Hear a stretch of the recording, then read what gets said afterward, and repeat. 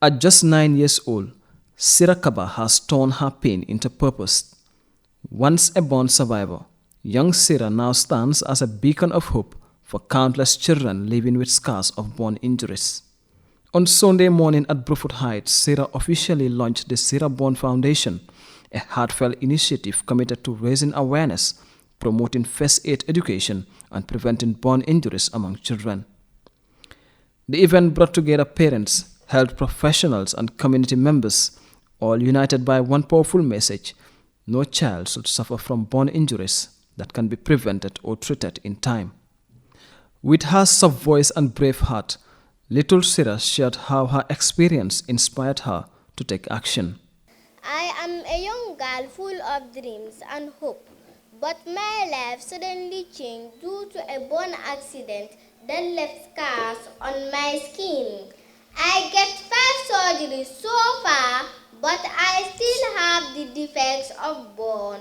Victims of such accidents end with permanent disability, handicap, or even death. This is a very painful experience that I went through as a victim of burn and a survivor. Sira's painful experience motivated her to create the foundation, using her voice to raise awareness and support other burn survivors in rebuilding their confidence and dreams. I am growing up knowing my story with stigma in the society. All burn patients need physiotherapy at the early stage of burn. You can't admit a burn patient for 1 month without physiotherapy. Sira Burn Foundation is for burn victims. It's a charitable foundation that is out to help burn victims in several ways to cope with defects and prevent defects of burn layer contractors and other physical defects. The 9-year-old is not only giving hope to victims of burns, but also urging parents to be more vigilant in protecting their children from domestic hazards. Dr. Maren, a consultant in trauma and orthopedic at Edward Francis Small Teaching Hospital, who provided aid to Sira, said the treatment for patients with burn is limited. The availability of treatment for patients with burns still is lacking, and even though it's not my specialty, I had some experience, so I, with the request of the family, tried to help, and I think even her first surgery was done by myself. And as you've heard from her mother, she then had to go on to have another 3 or 4 surgeries outside the country because the help wasn't available here. We know that burns are very frequent. I'm sure if we were to look through the crowd here, everybody sitting here, if I asked how many people do not know somebody who has had a burn, there would be no one who would put their hand up, because it's something that frequently occurs, unfortunately. But the main thing about the burns are they're all preventable.